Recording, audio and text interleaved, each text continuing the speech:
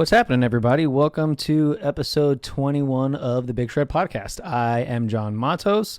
Thanks for hanging out with us on another Wednesday evening, 7 o'clock. Again, if you're just tuning in, that's when we do this thing, 7 p.m. Eastern, Wednesdays and Saturdays. For the most part, sometimes we've got some Fridays. We did a little Friday special last week, and I've actually been off. We had a Saturday stream scheduled. Something happened and we weren't able to do it, but that's one that we're going to be rescheduling, working on rescheduling a couple from the time off that we took during all of the craziness that's still going on with the protesting and, all of the racial injustice that's finally, I hope anyway, making some progress there. So yeah, but we're gonna keep trucking on. We're gonna keep doing this damn thing. So for those of you that are still stuck at home dealing with Corona or everything else that's going on, you can count on your boy to be here from 7 p.m. Wednesday and Saturday. So appreciate y'all hanging out with us. So today we've got a great show for you. I've got Ashley Felk, who wrote a book called Suicide Blonde that we'll be chatting about. Got some other cool stuff in the works in regards to abiotics. So drums are officially done being recorded. So if you've been following the show and have kind of followed that little bit of a journey on what I'm talking about through our recording process. So we just finished up drums, which is awesome. Super stoked on it. Also, these bad boys came in. So I just got my abiotic mask, probably a little muffled now, but they're reversible. It's got the human beings are disgusting creatures on the other side. They came out really, really great. Big shout out to Indie Merch for getting that together for us. I think we still have a handful left on the Indie Merch page. So if you haven't grabbed one, definitely do so before they sell out. They're super comfy, nice and soft, and it doesn't feel like a plastic or anything like that on the other side where it feels like, I don't know, some shirt designs you can kind of get that feel of the design, like of the ink or whatever. Not with this. Super comfy. Almost feels like basketball shorts sort of. So if you dig that material, definitely pick one up. Per usual, the show is brought to you by Ormsby Guitars. So if you're looking for a Super 6, 6, 7, or 8-string guitar, look no further than Ormsby Guitars. You can check out the Ormsby Guitars website at ormsbyguitars.com, or you can check them out on Reverb. Got a few guitars ready to ship and ready to go for you. I'm playing the Goliath currently. It's 7-string Goliath multi-scale. Really, really awesome guitar. Super solid. Getting ready to track some guitars here pretty soon for the new record. Really excited about it. We've got some guest spots that I'm really, really stoked on that have been coming back, and hopefully you guys will be getting the shit sooner than later. I know it's been, 5 years since we dropped the last one, so we're doing everything in our power to get this one out this year and not have Corona fuck more shit up. So keep an eye out. All right, awesome. So without further ado, I'll go ahead and I'll bring on our first and only guest for the evening. Typically, we've got two, but Ashley Felk. Ashley, how's it going? Pretty good, pretty good. What's happening in your world? How's Corona been treating you over in Detroit?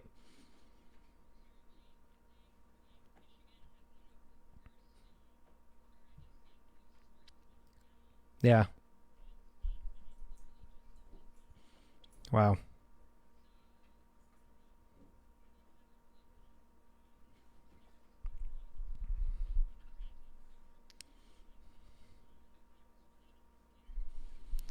Whoa.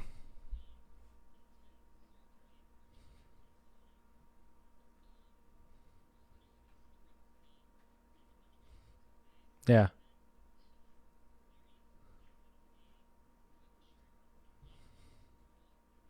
Holy shit. Hospital for a week. So that is my experience so far. Oh And I no. didn't get any type of surgery for it because of the restrictions. And so I'm like still on this emergency surgery wait list. It's Jeez, just that's so awful. it is. And there's like this crazy class action lawsuit against the governor because she's restricting like chemotherapy. And Chemo? How can yeah, you, and what? I go to physical therapy and that got canceled. Like you can't go anywhere. Wow. That's crazy. Sorry to hear that, and hopefully, things start to, I don't know, it's kind of crazy where it feels like now some people are like working into like things getting back to normal, but then it's also like wishful thinking sort of, because I don't think things are ready to get back to normal yet, but it's also like it's I been just so don't know. long that yeah, I it's have like no opinion on it at this point, and I just feel like I've gone so crazy that yeah. I just don't know. I just don't care. I don't know. I don't know. I don't have any opinion, to be honest. Yeah, I can feel that, and just hope that for the sake of our industry and for health obviously as well, like hopefully things do get back to some kind of normal, and doctors can start seeing people for like again for surgeries, and even like dentists and stuff like that. That shit's really really hard to deal with, and if like dentists aren't even seeing people, so but in the same token I kind of get it. So but yeah, so we met back, when was it Oh now? yeah, Like in November. November already. Yeah. So we met back on the Suffocation tour. So big shout out again to you for giving us a place to stay in Oh, Detroit. So I appreciate it. And talking to Terrence from Suffocation that like you were gonna stay somewhere, but it fell through. yeah, I think I don't know. And I literally live around the corner from the venue, so I was like, stay with me.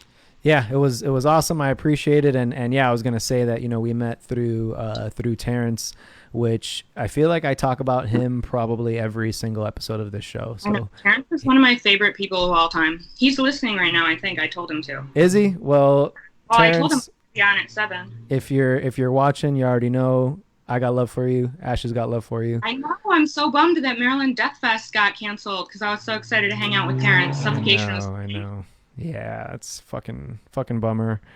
Yeah, and those guys, they've been through a lot with the whole Weren't they COVID in thing. Europe or something when this started? Yeah, he was Oh, on one of the early episodes of the show, and he was telling the story, and yeah, they were in Europe, and it was kind of just like hmm they were they had a few shows kind of cancel, and then one day it was just like, hey, Trump did his announcement of where he's going to be closing the yeah. travel ban, and they were like, fuck, well, I guess we have to fucking drop everything. And they had a shit ton of merch and stuff like that. Luckily, indie merch Well, hooked them up, and were able to take some of that merch back, and they were able to sell it online. And I think they put like fuck COVID-19 on all the back of that tour merch that they had, which is pretty I sick. would have thought that maybe. I don't know. Well, I took a break from touring in 2018 and 19, and this year was like, I was like, 2020, it's going to be my year. I'm going to make my big comeback. And I got this email in January from someone at Tone Deaf, and they're like, yo, you want to go back on tour? Are you ready? So, yeah, and I went out. I was out all of February and the first part of March. And when this shutdown happened, all this coronavirus shit, I was on tour with a band from Japan, and Oh a friend shit. of mine was from Italy. So I thought for sure, like, I was going to get it. I'm like, you guys brought this shit to over Oh here. no. But no one on that tour that I know of ever got sick. Who was that tour with? Church of Misery. And Okay. they were so fucking cool. They're from Japan. And then Black Wizard from Canada and Truck Fighters from Sweden. They're who I was working for. Sweet.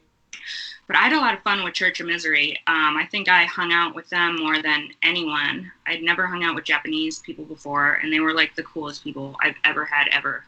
That's so Like, awesome. they barely speak English, yet we just bonded so hard over like music and things like that. And we'd go to record stores and like pull out our favorite records, even though, they don't speak English. I don't speak Japanese. Yeah. Great time. It was fun. They were that's cool. that's killer. Yeah, I went to Japan 5 years ago, I think. I want to say I Now, don't I'm going remember. to go out and hang out with the Church of Misery guys. I've been saving up for it. Saving my unemployment check now.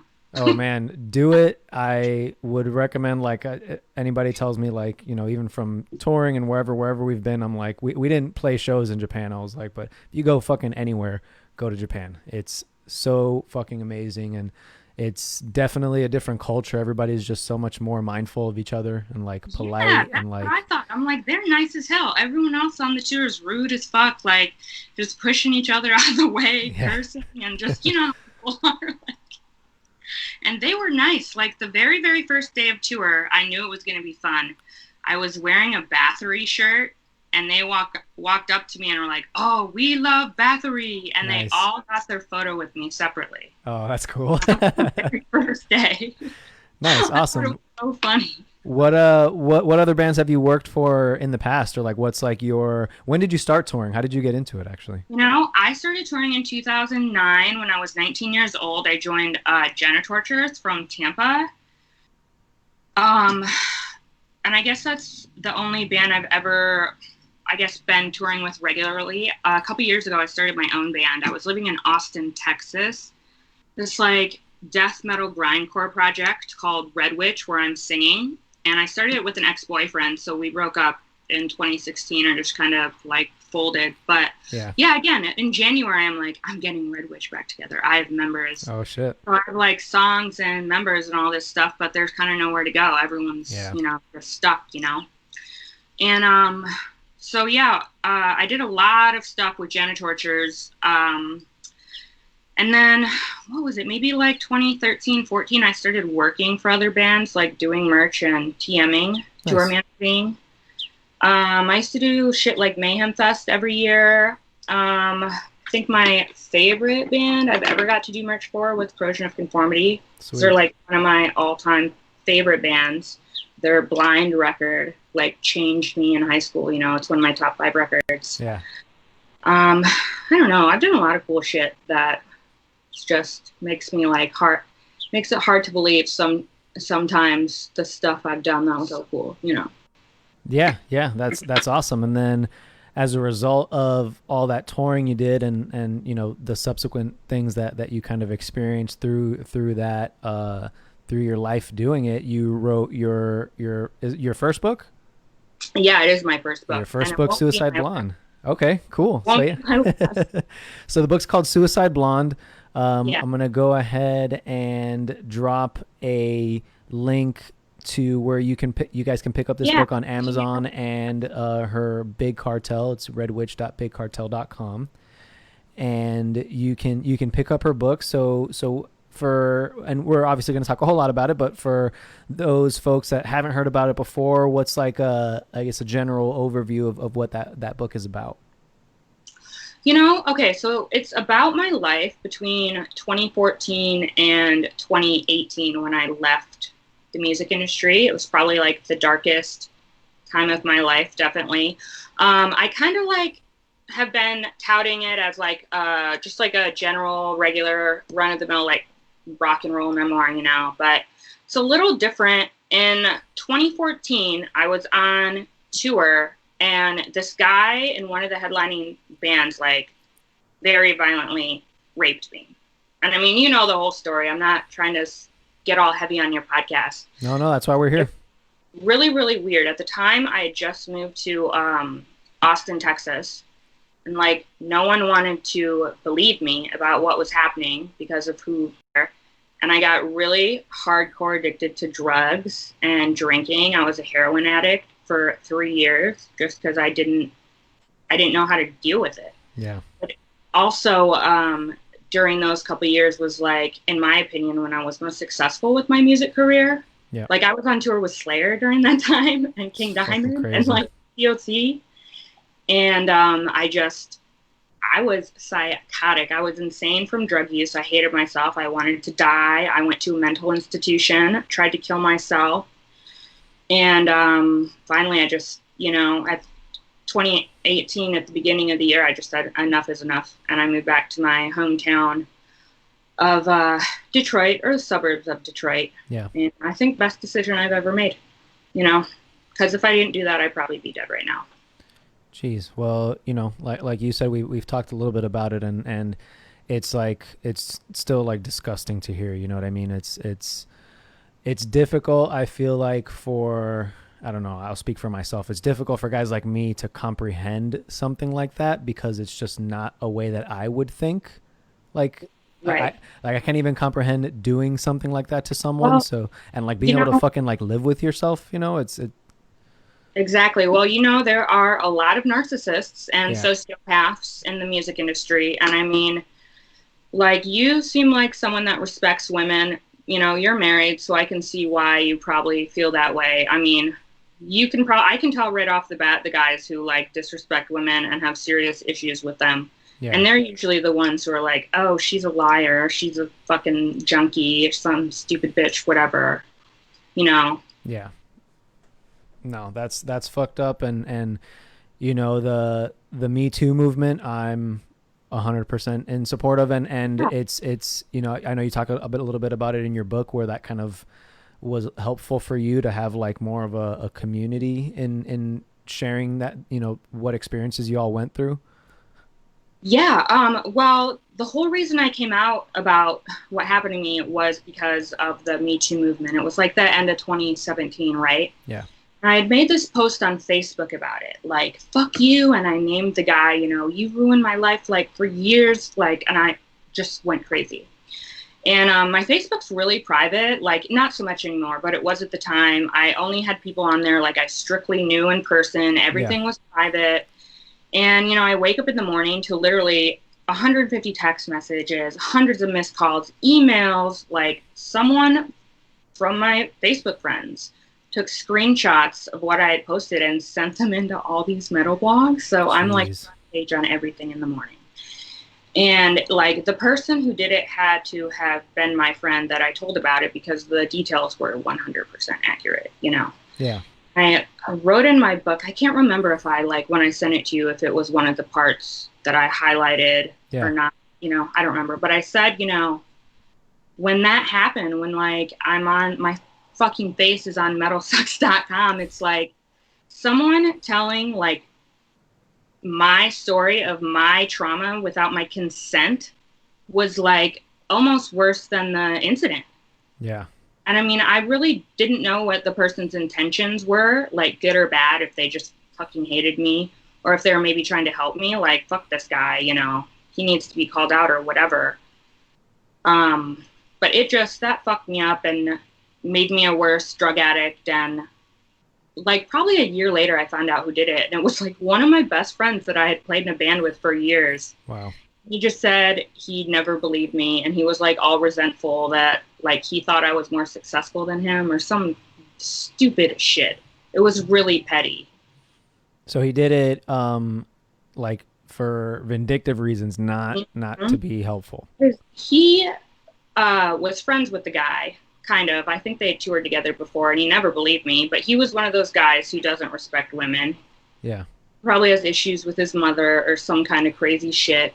Um, and it was hurtful then, but fuck that guy. I mean, he's not in my life anymore. yeah, yeah, fuck that guy. But so did you feel after at any point, you know, after getting the story out, you know, did you have folks like corroborating, you know, like Yes. that I maybe they had had, similar experiences, and like, you oh, know, yeah. it's just, and I'll let you, you know, get into it as well, but it's just so fucking awful to come at anyone from a place of like, I don't believe you. You know what I mean? With He did. there's you and you know, understanding that there are some people who aren't going to tell the truth all the time, for sure. Right. Like what But happened to those guys in Decapitated around the same time. That was right, fucked right, up. exactly. So you know, it is a little bit, um, it is a little bit in this industry when you're dealing with like people that, like you said, people that are famous or, you know, whatever. But I don't know. I am still, and I still think everyone, you should come from a place of believing those people until the facts, you know, can come out, and then you can, you know, make those decisions. But it shouldn't be your initial instinct shouldn't be don't believe those people. I had a few women contact me on social media that maybe like five or six that guy had done the same thing to them. Like, I was like blacked out drunk and he had sex with me, or he was like grabbing my ass at like a show and he wouldn't stop. And Yeah. So I had had a couple of those things. I'd had, a lot of people trolling me, calling me a liar. And a few people said to me, like, why didn't this go farther than it did? It didn't really make that big of a splash in the metal community. Yeah. And I'm not quite sure why. I thought about it a lot. I mean, I don't know. Maybe I, at the time, had a reputation for being a drug addict. So maybe people would just thought I was on drugs. I was crazy, trying to talk some shit. I really don't know. But I remember at the same time, this dude from that band, Young and in the Way, was like getting just destroyed on social media for sticking his hand down some girl's pants. And like the band broke up. They got kicked off a bunch of festivals and shows. Yeah. And I'm like, okay, look at me over here. Like nothing happened to this band. Nothing happened to this guy. They're still actively touring. Right. What did I do wrong? Or I don't know. It was just kind of fucked up at the time.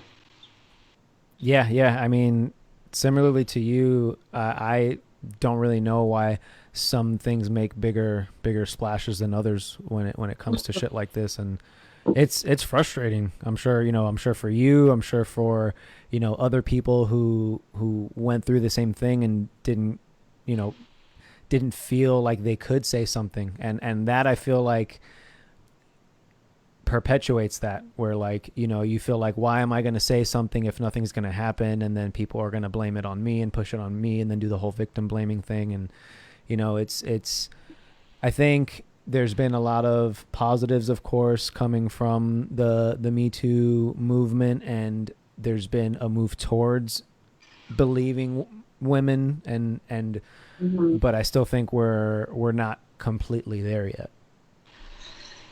We aren't, for sure. I mean, there's a lot of perverts and fucked up people in music. I mean, you couldn't expose all of them. It'd be impossible. Yeah.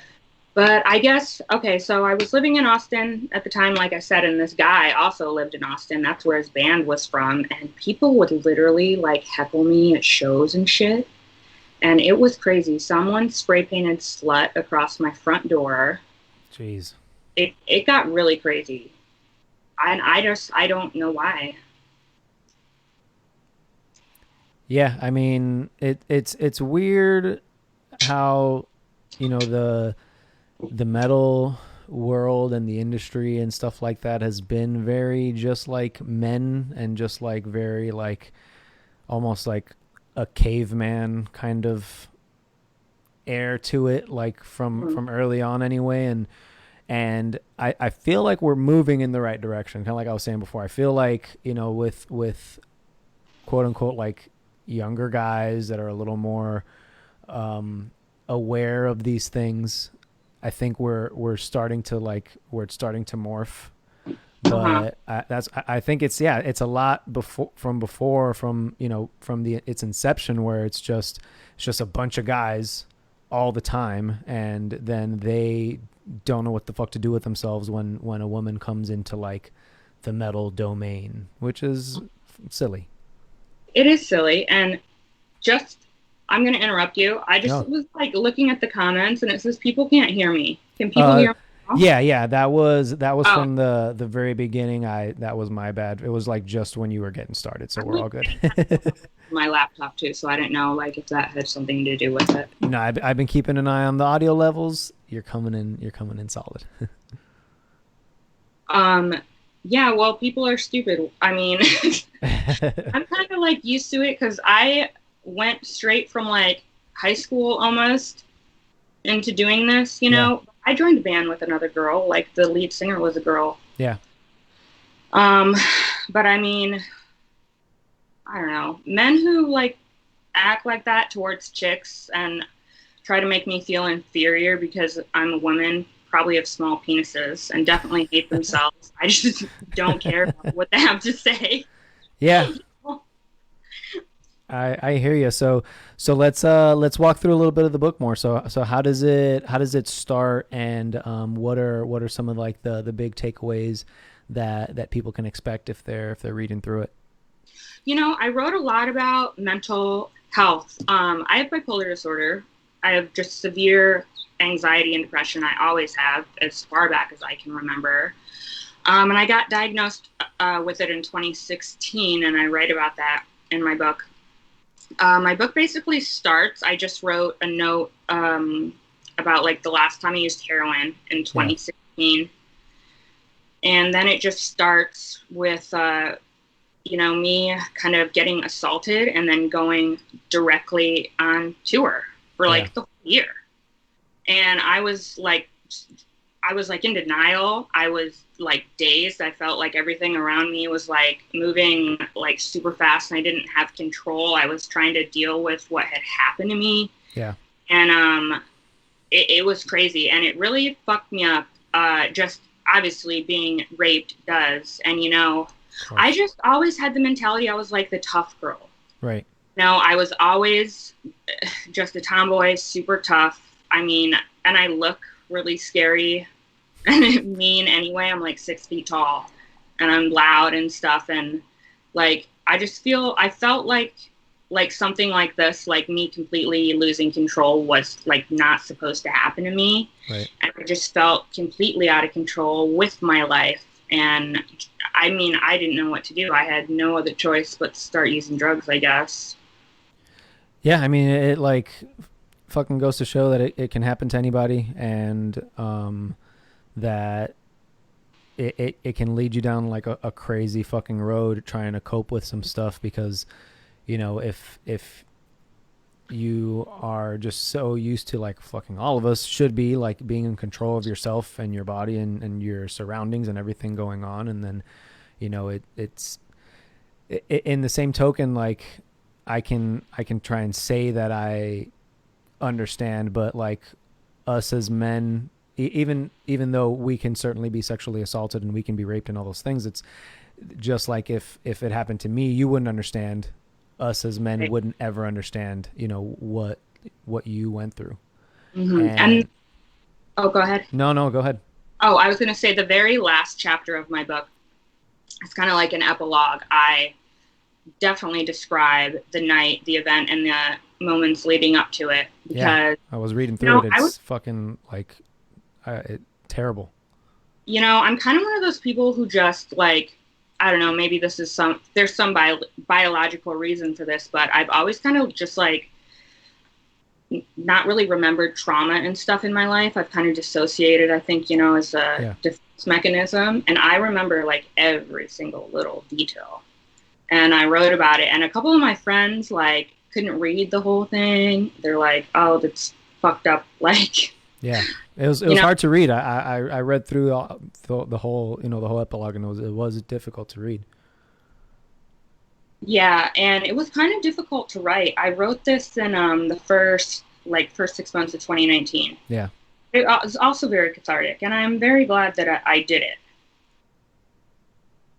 Yeah, I was gonna ask if you felt like you got some of that catharsis from it, and if writing about it helped in a way, and writing about it to arguably the biggest way you can write about it, or writing a book about it, and really inviting almost that, again, criticism, and then also that hopefully that help and understanding and support. Mm-hmm.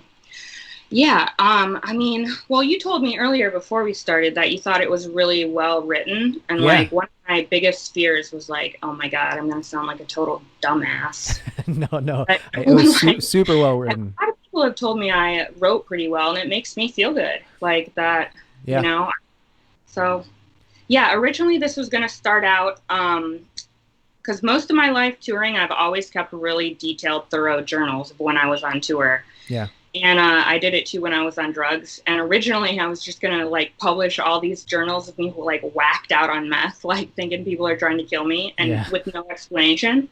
So that's what I started doing when I originally started writing it. And then I'm like, okay, like people have to know like the story behind this. And then it just kind of kept building and building. And I kind of realized like, okay, I think I should start really writing about being sexually assaulted, because I think, being addicted to drugs, like I wouldn't have been a junkie if I was never sexually assaulted. Right. So it just turned into a whole different thing than what it started out being. Yeah. So what do you think are some things that it maybe that you perhaps touch on in the book as far as like someone else that's been through what you've been through, and even maybe more particularly like in the metal world, like what's some advice you could give to them on how to get through it, or just maybe some things that you've learned from the experience? Of how to get through if they were like, sexually violated. Right. If it happened to them, and again, in similar situations, because I'm, just like you said when we were talking as well, that not isolated incidents, not which is super unfortunate, and the goal, obviously, at the end of the day, I'm sure for you and equally for me, is for this shit just like to fucking not happen. And how can we prevent it? How can we stop it from happening? How can we, make sure that the people that are doing well in the industry and that are respected are not doing crazy, stupid shit like this? Well, I mean, I really don't think there's any way to prevent something like that. Yeah. Because, I mean, there's some really, like, disgusting people in the world. Yeah. But, honestly, one of my biggest regrets about the whole situation was not, like, filing police report and really, really going after him. Yeah. Because, like I said, sex crimes aren't isolated incidents. Kurt Cobain said, "Rape me, I'm not the only one." That was a Nirvana song. And I mean, if he's going to do it to me and get away with it, he's going to do it to someone else. And so, right. I really, really regret not being more proactive in dealing with the police. But, still at the time it was so difficult. And I wrote in my book how, I went to the hospital like a couple days after it happened. Yeah. And like the nurse was questioning me, and then a police officer came in and he said what I was telling him was different from what I was telling the nurse. And then I was like, just like, upset and crying, and just like I just wanted someone to understand me and listen to me. And so you felt right away, even from like people at the hospital, that they like were not open to your story, or like not believing you. Right. I felt like they were more like suspicious of me. Yeah. And it was like a female nurse. She was a bitch. Like, I left because she was just so rude. Jeez. And that was in Austin? Yeah, this is in Austin. And, the police officer came into the hospital room and he's like, "Well, if you want to file a police report, you have to go to Houston." And I'm like, I'm not driving to Houston and doing this shit all over again. Wow. And just be treated like this. And so then I was like, fuck it. I'm just, whatever. Yeah. I'm just not going to do anything about it. And I mean, the people on that tour didn't believe me. Like, I was telling some of my friends and everyone, I don't know, no one really did anything about it. Yeah.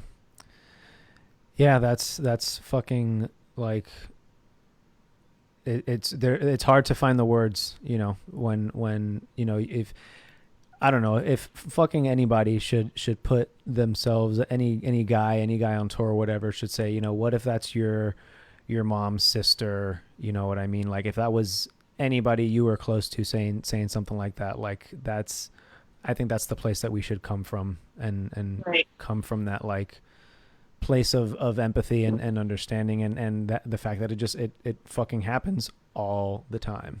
It happens all the time, and it's and it causes women to not want to come out because it's scary and it's fucked up and hard. I mean, I'm fine like talking with it about it now because I've changed my life with therapy. Yeah, good.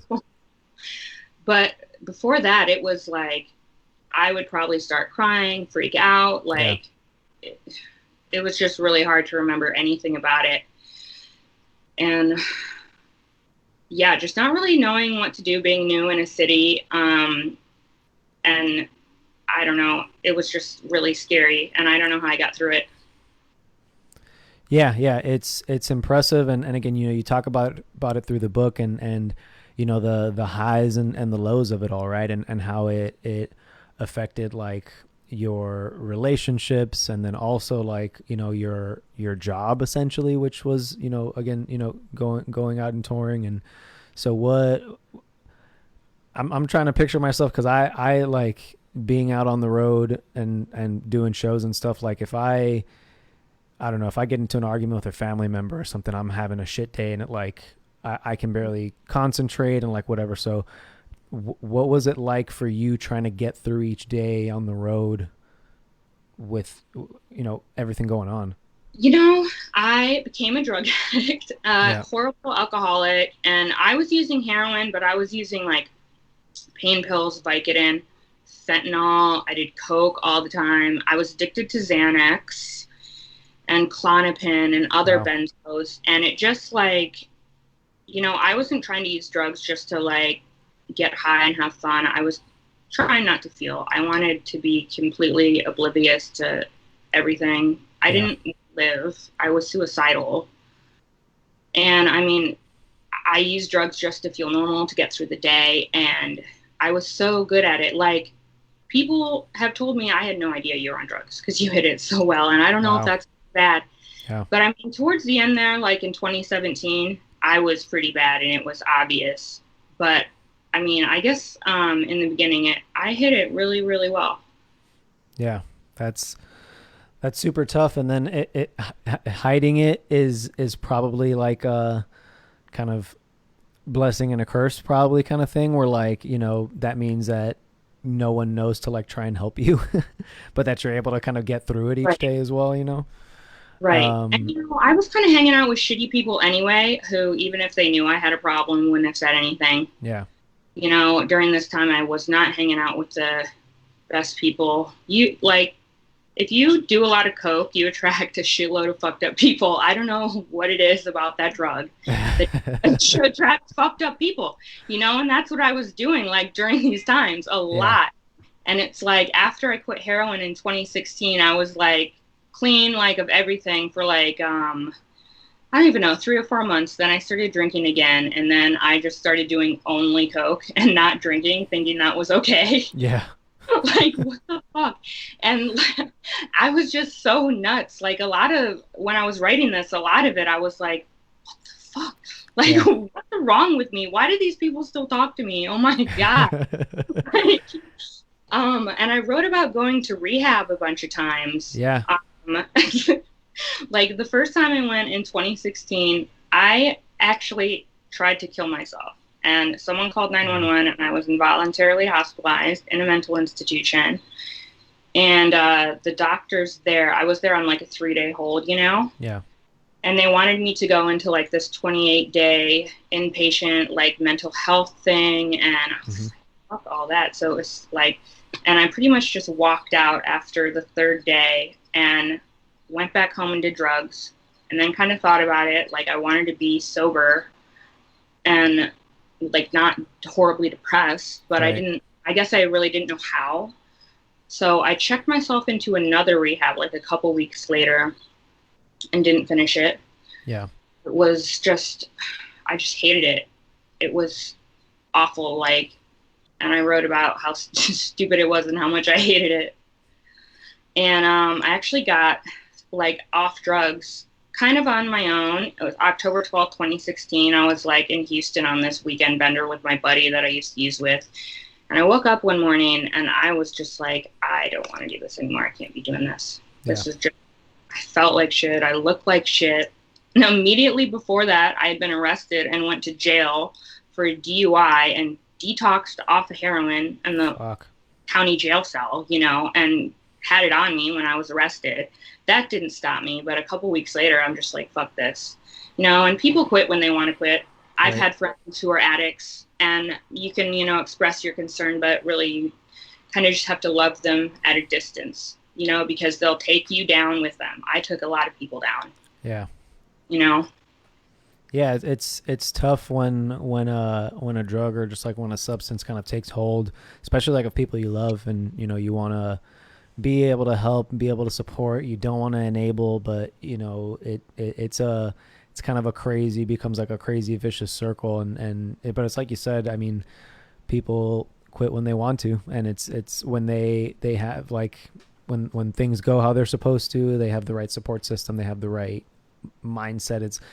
I'm sure there's a lot of different factors that play into it, but I'm really happy to hear that you were able to shake it and kind of, get sober, and because that's not many people, I'm sure, can say that they've probably done as many of the different drugs and shit that you've done, and been able to live to tell the story, Yeah, I've overdosed a bunch of times. I don't remember if I marked this in the book either, but in 2015, I was on tour with Jenna Tortures, and I'm performing on stage every night. And I hadn't done heroin for, probably like a month before that. I was like, I'm just going to cruise with like Xanax and pain pills and liquor. Okay. And at the show in Detroit on that tour, one of my old friends gave me like a bag of heroin, and I didn't do it, but I just like threw it in my backpack.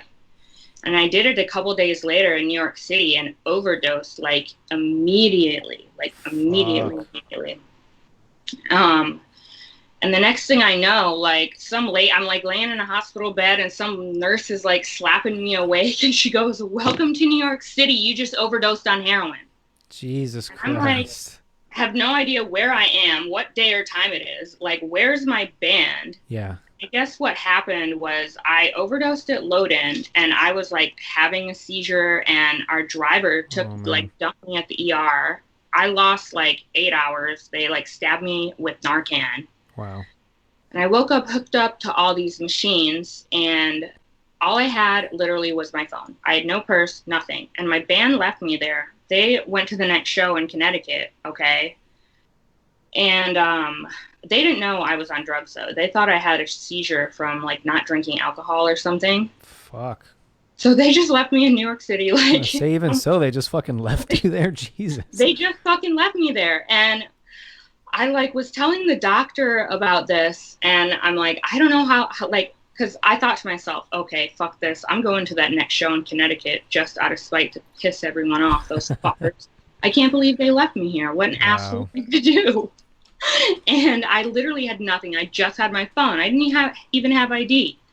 The doctor in the ER gave me his Metro card so I could walk to Grand Central Station in Manhattan and get a train to Connecticut. And my drummer's mom picked me up at the fucking train station.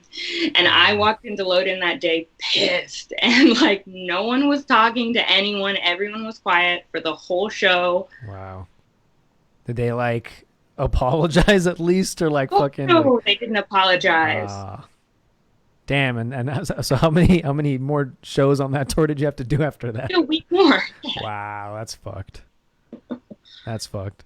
Yeah, and I was whacked out of my mind on that tour, and I posted printed like most of the journals I kept on that tour in the book. There's a lot of journal entries, by the way. I read a fair amount of them.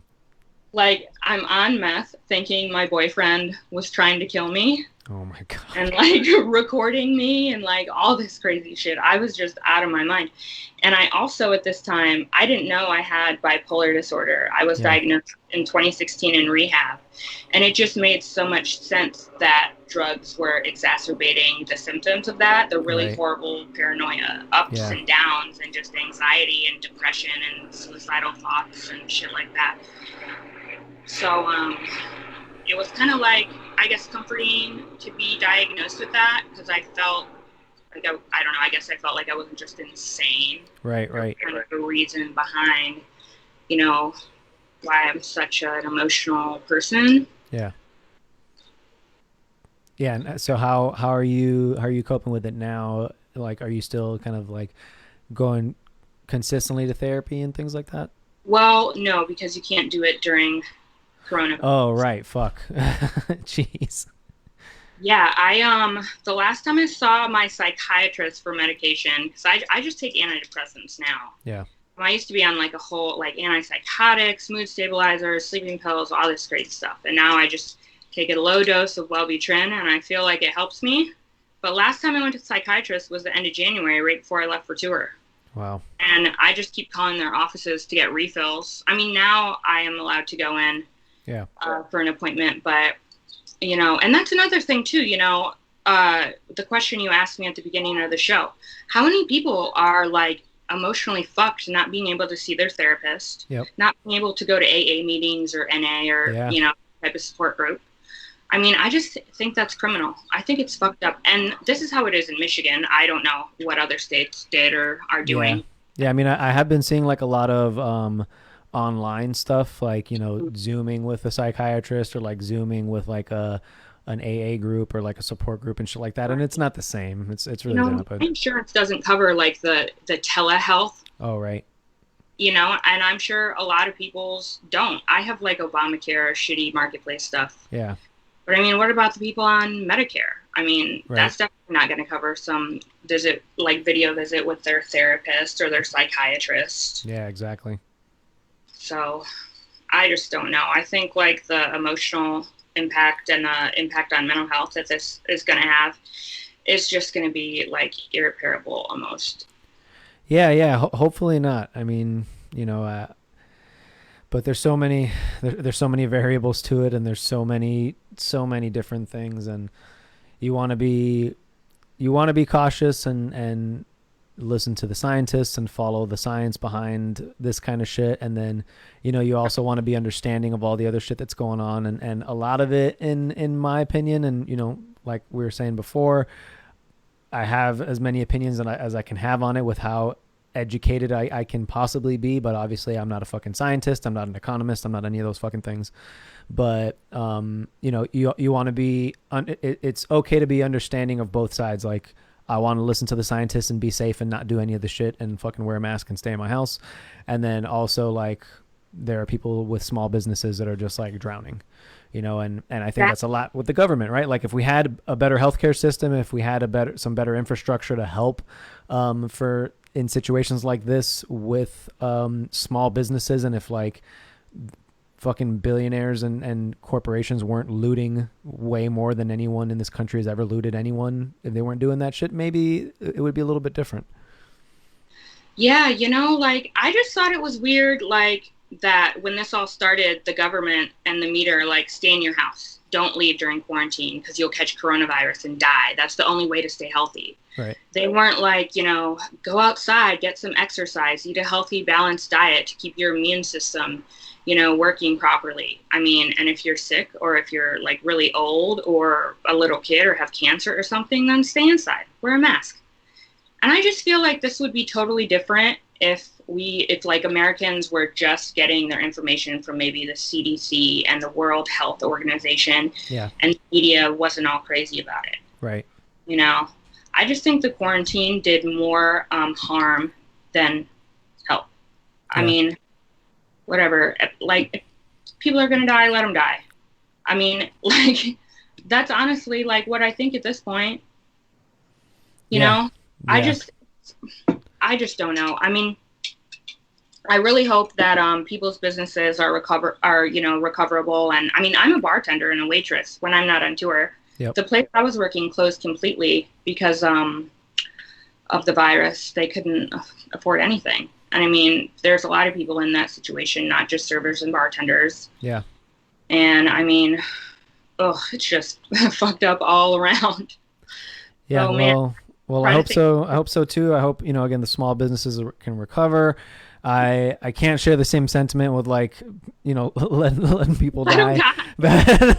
but yeah, I can definitely, you know, come from a place of understanding with, you know, fucking the economy and how it's affected, you know, folks that have, again, you know, lost jobs, and if their state, like, I know the state of Florida is just absolute dog shit with when it came to the whole unemployment thing, that I know people that have, like, that, like, they still haven't received it, or they're receiving it and not receiving the amount that they're supposed to, or they're owed, like, you know, back pay from it that they still haven't gotten, so they're struggling and all that shit. So it's just a crazy time. But to kind of get back to the book, I did want to kind of get your perspective too on, like, what are some things that you think can be changed about, like, I guess, like, my question is, like, you know, what are the difficult things about touring and being in a touring band, or, you know, being as part of a crew, the difficult things from a woman's perspective? And then, you know, kind of leads me to more of the question on, like, what are things that we can change to make it a more of an equal playing field if it's not, you know? Mm-hmm. Well, I mean, first of all, I I mean, I just feel like women, okay, me as a metal musician, women musicians are judged way differently than men, Yeah. especially in metal. Judged by your looks, not judged by, you know, your talent or your integrity Right. as a performer. I mean, no one's going to go to like an Abiotic show and be like, oh, well, John Mattis is hot, but Abiotic sucks or Right. something. You know? Right. Like, or John Mattis really looked fat in like the pants he was wearing on stage or like whatever. And that's like, people say shit like that to me, you know, or like, oh, I bet Ashley's band only got this show because she sucks someone's dick, or like, I mean, stupid shit. People are dumb. People are silly. And I mean, there's no way to prevent that besides to get rid of all the people who just want to spew nonsense and be stupid and hate women. And I don't know what it is about those like elitist metal dudes who just don't want to see a band with a chick in it. Who gives a fuck?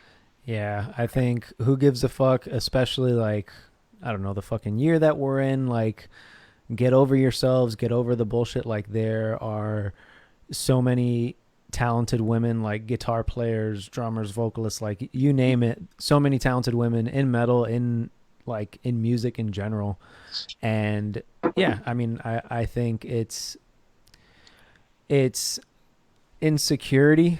I think in a lot of ways it's you know, for whatever reason, it's the whole like, oh, you know, how is there a woman that can do something better than me mindset that some fucking idiots have and shit like that. And it's, I mean, there are certain things that men are going to have over women, some physical, biological stuff. But like when it comes to music and talent, and like I can name just a ton of women right now that I personally look up to as like inspirations in music, like Nita Strauss, who plays guitar in Alice Cooper. She's super talented.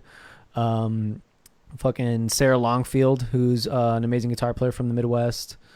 So many people. And I think that I can, you know, again, this is the big shred. So, and I'm obviously a guitar player. So that's kind of like where I, my more so whatever expertise or whatever you want to call it. But, yeah, I think women guitar players anyway, it's just like, they get a bad rap, like, oh, she's good for a girl. It's like, no, she's good for a person. I hate that shit. I mean, I tried to play guitar. It's really hard. I'm it's like hard as fuck. Guitar.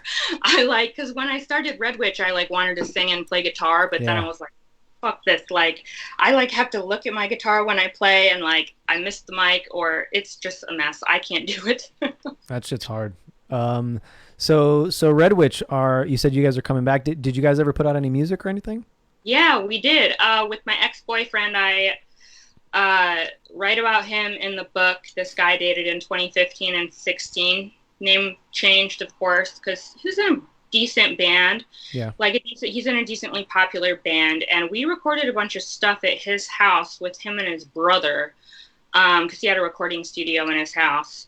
But now all those riffs and stuff belong to him, and they're out on his band's new record. Oh, great. Whatever. So no music like officially that has come out from Red Witch, but hopefully you guys can put something out this year. Maybe after I got to figure out, like, you know, I've been felt so creatively like stifled, I guess, during the coronavirus, because I've been so stressed out. I'm like, am I, you know, because so many people lost their entire careers. Yeah. In regards to musicians. And I just have so many worries about the future of shows and touring and how it's going to be, and if we're going to have to make any stupid fucking changes that I'm going to throw a fit about and not want to deal with. And you know, but no, I have two friends that I'm working with right now, drummer and guitar player. And I guess I would say I'm more of a lyricist. I'm not great at writing instrumental music. I can kind of like get a melody in my head and like sing it back to someone and have them put it down on guitar or something. Yeah. That's about it. Or I play piano too, and I'll write stuff on my keyboard a little maybe, but I think I do more lyrics more than anything, I would say. Cool. Yeah, we'll definitely looking forward to that. So let me know when you guys kind of get some music together. You guys. I won't have to You know, I was going to say this earlier on, when you were talking about like people having problems with chicks and bands. Yep. This happens to me like regularly on tour when I'm playing with my band. I'll go to merch after the show, and someone will come up to me and be like, "Oh, do you tour with the band? How'd you get this job? Who's your boyfriend? Which band member are you dating?" Jeez. I'm like, "Didn't you just see me on the stage?" My God. Like, I get asked that regularly, like almost every single night. Yeah. Not something I get asked, I gotta say. Yeah, John, which member of Abiotic are you dating? It's not Travis, I'll tell you that. No, Travis is my. It's a. We might as well be married. It's like a He also love has hate. an orange cat. I remember when you guys stayed here. What's Macaroni. that? He what? Oh yeah, he does. Yep. Yeah. I have an orange cat, and Yeah. He's got a big, adorable, fuzzy orange cat, and yeah, if you look in our band chat, it's just like us sending each other pictures of our pets, which is wholesome. I think. I send people pictures of Macaroni, my orange cat, even when they don't ask for it. He's meowing and scratching at the door the whole show. Oh, he's such a good cat. Awesome. So what else should folks know about the book if they're interested in buying it? What are some other little things that you'd wanna mention from the book before we wrap, and where people can find it? Looking at my notes here, my few notes. I mean, you know, there's just so much information in the book. It's like this podcast would have to be way longer than an hour. I mean, nothing like too crazy besides the fact that I just really wanted to make a point that I struggled with mental health. Like, it was a very, very serious problem in the book. And I think that's also something people don't really talk about. And, you know, mental illness runs rampant in touring musicians because, you know, people are creative for a reason. Mm-hmm. And I mean, obviously you have to have some high degree of mental illness to like get in a van with a bunch of like disgusting men and do it for years. You know, that's not normal. Right. But I mean, there's just so much in my book that I really hope people maybe will relate to it. Yeah. They have depression or anxiety or bipolar disorder. Maybe they're struggling with addiction. And I mean, now I'm fully sober. I smoke weed. That's about it. But I don't do any drugs at all, thankfully.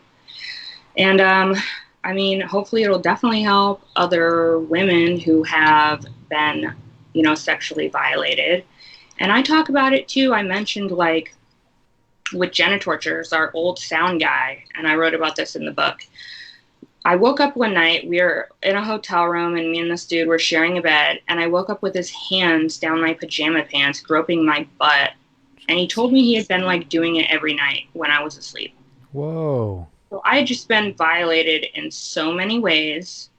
And I just got to the point where I just experienced like fucked up behavior from other people so much that I just had a altered, you know, view of reality of what was acceptable, what wasn't.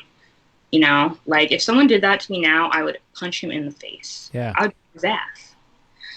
And there's another point in my book about, because of this stuff like this happening, or even like someone grabbing my boobs on stage or trying to put their hand up my dress if I like crowd surfed or something, or people just being disgusting. Yeah.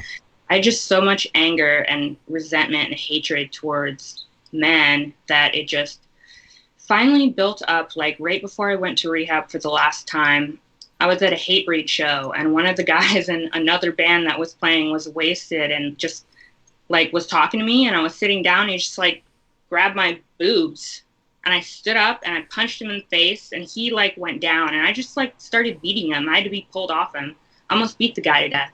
And I was just thinking like about all the men who had wronged me and how I just hated people thinking they could grab me like this and have, you know, no repercussions for their actions. Yeah, dude, like fucking just utterly unacceptable. Like I said, it's I don't understand how people don't put not even just like obviously having fucking like just respect for anybody, a stranger, just anybody, other people, having respect for other people constantly, but like put your mom, your sister, your daughter in those shoes. Like, how would you ever want that to happen to those people? The answer is fucking no. Right. Well, a lot of people lack empathy. A lot of people are stupid. A lot of people are drunk when it happens. You know how drunk people are. And I mean, it's got to be something with men that makes them just want to grab strangers. Because I don't have one girlfriend who would just walk up to some strange dude and grab his dick. Yeah, yeah, hasn't happened to me in my 31 That's years of living. So nasty. yeah, it is. So I don't know what it is, why men just want to grab women. And it happens to everyone. Every single woman I know has a story about some perverted groper. Yeah, it's absurd, and you know that it's something that permeates into like professional life. So like I manage, you know, I've been in management for a while. Like I managed a restaurant and managed, you know, I manage a dispensary now. And, you know, I've heard some of these stories and it's just like appalling. So I try and do my part to make sure that everybody, the women, everybody on my teams, but like women, and you know, in particular, who have had like these kind of experiences can feel comfortable and confident and, you know, have a place where they can feel comfortable knowing something like that's not going to happen to them. And that's really like, if I can play a small part in doing that for somebody, it's rewarding for me. And you know, it's something that I really strive to do in like all areas of my life. So like, you know, music and tour and everything, and then professional as well. And then, you know, if you're listening and this is like, sounds like crazy shit to you, like really, I don't know, take some time to put things into perspective, take some time to put yourself in somebody else's shoes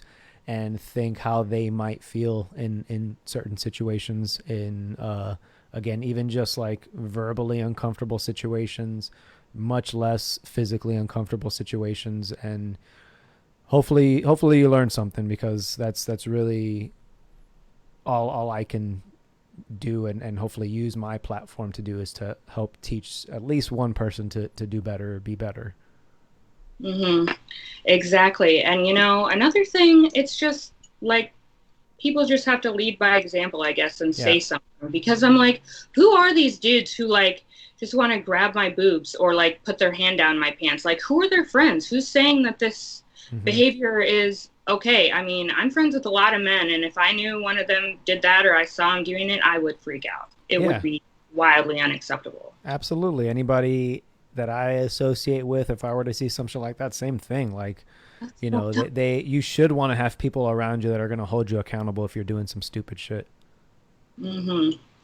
For sure. And I think, I don't know, there's just, I mean, at least in metal, when it comes down to it, it's just like you got to have the right type of people surrounding you, you know, because there's so many horrible people in just the music industry in general. Yeah. They're really evil, terrible people.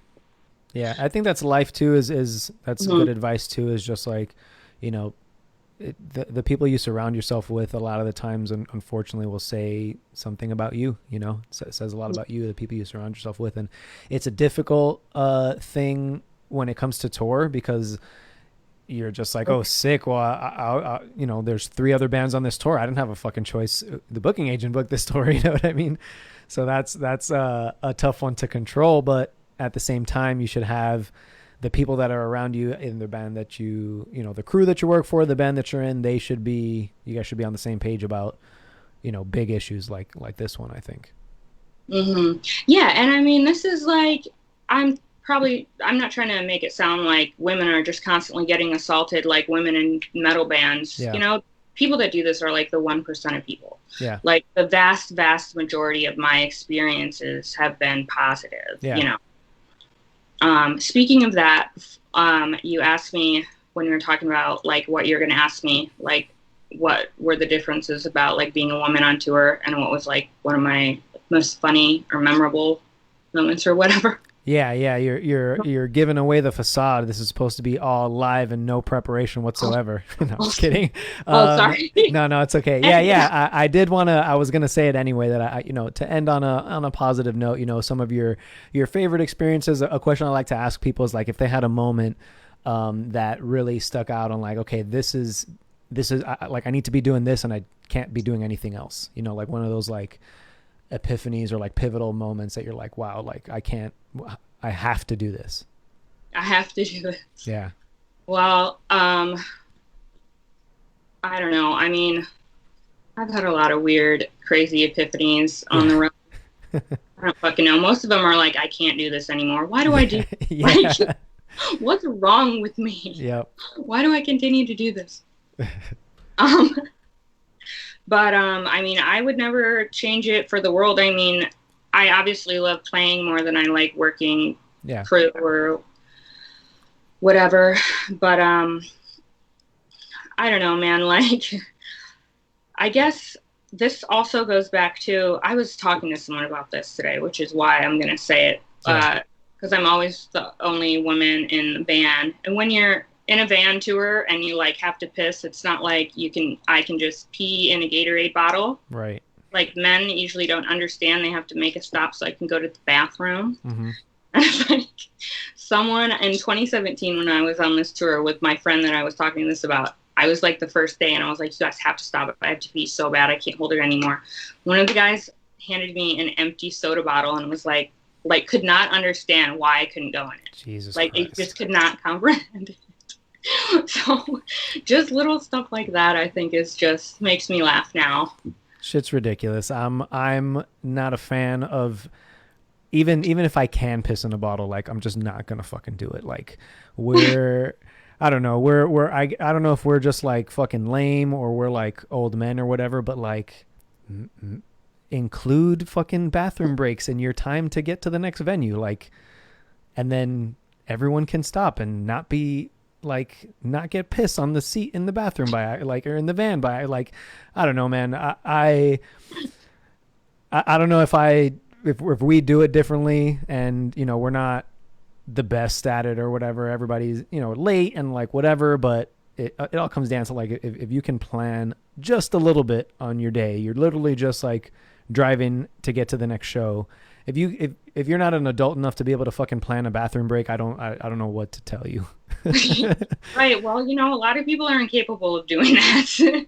Like it's a shocking amount. Yeah, I know. It's just like never ceases to amaze me how grown ass adult like people cannot like function. I don't know. Just touring is really stupid sometimes, but it can also be very fun. Yeah. No, I similarly to you, I wouldn't trade my experiences, bad or good, for the world, and I definitely learned a whole lot during the bad ones, and you know, it for me, I love it, and you know, metal again, shocker, like you don't really make a whole lot of money doing it. Mm-hmm. So you have to find you have to love it. It's a labor of love. You have to love it to do it, in my opinion. Otherwise, like if you're not, if you don't love it, you're not having a good time. Why are you fucking doing it? Exactly, and that's one of the reasons why I left in 2018, because it just stopped being fun. Yeah. You know, I had to do drugs to feel normal. I didn't want to go on tour. The very last tour I did before this year was oh my God, it was like October and November 2017. And it was just a last minute gig as a favor for a friend. I got the job like the day before the tour started. I was doing merch for this band from Denver called Cobalt, and they were on tour with The Obsessed. And it was, I wrote a little bit about it in my book, but not much because it would have to be a whole separate book. But like everything that could possibly go wrong on this tour fucking went wrong. And it like made me freak out and just not want to tour anymore ever. Jeez. But I did get like the best, most hilarious, ridiculous tour story from that tour that is really funny to tell now. It was like the last date of this tour, it was in Baltimore. Okay. And then we had a day off and then Denver. Yeah. So we had like, it's probably way more than 2 days of a drive to Denver. Okay. Yeah. And at some point after the show in Baltimore, I don't even remember it. I got like blacked out drunk with the guys in The Obsessed. I don't even remember drinking that much, but I was gone. Yeah. And apparently our van broke down a couple hours outside of Baltimore, and they had a AAA come and tow it. Okay. And I don't remember any of this. And in the morning, I wake up to like these high-powered drilling noises. And I'm passed out in the back bench, and I sit up like, oh, and I'm in this like mechanic garage, right? And I think someone stole the van with me. No. Get to the chop shop, and I get out, and there's this guy standing there, and he goes, "Who are you?" Like just freaked out as I was, and I started screaming for help. Got back in the van, locked myself in. I was looking for my phone to call 911, and one of the guys like ran out waving his arms like that the van had broken down. And I'm like, No. I was so fucking pissed. I didn't talk to those dudes for months afterwards, but now it's pretty funny. It's a Funny afterward. Yeah. but at the time, like, I'm like, you guys, that was cold blooded. I know those assholes didn't try to wake me up. They were just too lazy. They're like, we couldn't wake you up. Like, bullshit. You had it towed with me in the back. I can't fucking believe it. That's fucked. That's fucked. but like you said, it's a good story after. At least nobody got hurt. Fucking nothing happened. But I'm right. like, oof. Awesome. Well, Ashley, thank you so much again for housing the band and housing all the bands that you do when they're on tour and coming through your area. You know, we all could always use a couch to sleep on and a shower, so we very much appreciate it. From the sanctuary in Detroit. Yeah, it was a cold night, and it was awesome to be able to meet you and hang. Really appreciate you coming on the show and telling your story and just being so transparent. You know, it's not something even now that people are comfortable doing, and you know, being transparent and vulnerable is just, it's not easy for anybody. So I appreciate you again telling your story, and you know, hopefully, thank you for having me on. Yeah, absolutely. So hopefully somebody's listening or watching, and you know, you telling your story help them, you know, maybe speak up or get through something. And you know, definitely buy Ashley's book, Suicide Blonde. Again, I'm gonna drop a link to the Amazon website where you can buy it on Amazon. My website, whatever one, I don't care. Website as well. And Ashley, you want to drop your socials on where folks can follow you and all that good stuff? I have Facebook and Instagram. That's it. I mean, just Ashley Felk. Just search my name. He'll find me. I think I'm the only Ashley Felk in America. I'm not hard to find. Awesome. Well, Ashley, again, best of luck to you. I hope you stay healthy. I hope you know, you're back on the road, or you're back to work, or you know, any of this stupid bullshit post Corona. And hope we get to hang out again next time we're in Detroit. Me too. Yeah. Thank you for having me on. Yeah, for sure. All right, we'll catch up, talk again soon. If you're watching, listening, thanks again so much for hanging out with us on the Big Shred Podcast. We've got another episode coming up this Saturday, 7 p.m. Eastern, so keep an eye out when I drop the name of that guest, which will be sometime this week, and I will talk to you guys then. Take care. Bye, Ashley.